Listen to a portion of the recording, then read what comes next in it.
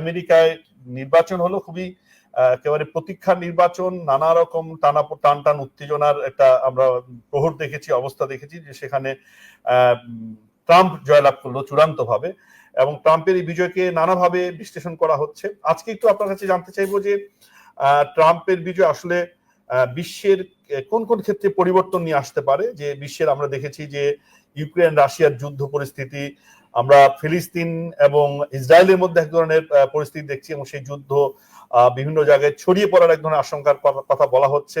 আমেরিকানরা কেন ট্রাম্পকে বেছে নিল, এবং তার দেশে আসলে ট্রাম্পের কোন দিক থেকে বিজয়ী হওয়ার ক্ষেত্রে ভূমিকা রেখেছে বলে আপনি মনে করেন? আশরাফ ভাই, আপনাকে অশেষ ধন্যবাদ আপনার প্রোগ্রামে আমাকে ডাকার জন্য। আমি একজন নগণ্য ব্যক্তি, একজন মিডিয়া কর্মী বলা চলে। দেখুন, আপনি অনেক মূল্যবান কথাগুলো নিয়ে আসছেন। প্রবাসীদের, বাংলাদেশি প্রবাসী এবং আমরা যারা প্রবাসে থাকি আমেরিকাতে, আমরা ট্রাম্পকে কেন বেছে নিলাম এবং ট্রাম্প আমেরিকাতে কিভাবে বিজয় হলো, আমেরিকানরা কিভাবে নিচ্ছে সারা বিশ্বে 8 বিলিয়ন প্লাস পিপল, তারা কিভাবে নেবে। এখানে একজন সিনিয়র জার্নালিস্ট, ওয়েল নোন বাংলাদেশে এবং বাইরে, এম এ আজিজ, তার সামনে কথা বলার মতো নগণ্য বুদ্ধিমত্তাও আমার নাই। না, আপনি সে আমেরিকার একেবারেই আপনি মাঠে থেকে আমেরিকার বাসিন্দা হিসেবে নিশ্চয়ই আপনি সেই পরিস্থিতি তারপরেও খুব ভালো বিশ্লেষণ করতে পারবেন। তারপরেও দুই একটি কথা না বললেই নয়। সমাজ, রাজনীতি, মূলনীতি, অর্থনীতি সবকিছু জনগণ বেছে নেয় যদি ডেমোক্রেসি থাকে। ভোটার রাইটস যদি আপনি দিয়ে থাকেন বাই কনস্টিটিউশন, ব্যালট বক্স যদি আপনি দিয়ে থাকেন বাই কনস্টিটিউশন, আমেরিকা সেটা হয়ে এসেছে বরাবর। হ্যাঁ, 249 ইয়ার্স or 250 ইয়ার্স আমেরিকার ডেমোক্রেসিতে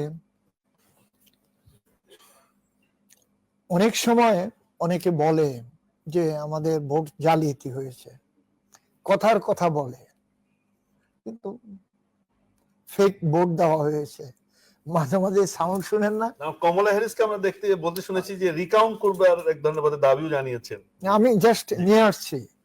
কিন্তু এজ এ মিডিয়া কর্মী হিসাবে বিভিন্ন জায়গায় যাওয়ার সেই ক্ষমতা বা দক্ষতা বা অভিজ্ঞতা,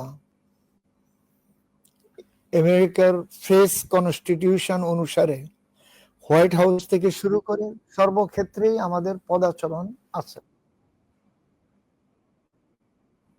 ট্রাম্পকে কেন বেছে নিল, মানে 1 2 3 করে যে আপনি একটু বলেন। দেখুন, সে একজন বিজনেসম্যান এবং এক্স প্রেসিডেন্ট, নাম্বার 1। নাম্বার 2,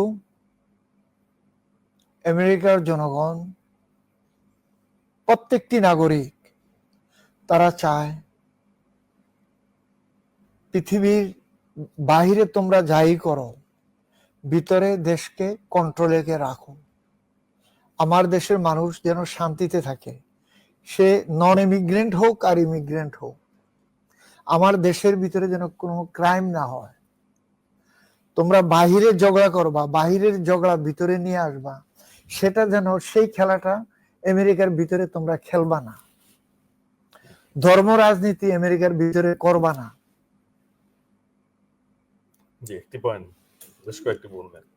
ধর্ম রাজনীতি তোমরা আমেরিকার ফিল্ডে করবা না।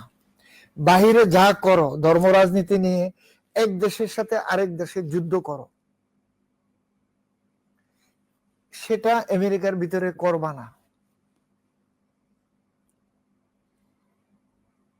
যেই মূল্য স্থিতি সারা পৃথিবীতে বেড়ে গেছে, সেটাকে তোমরা যেভাবে নিজেরা পালাচ্ছ, সেটা কন্ট্রোলিং এ নিয়ে আসো।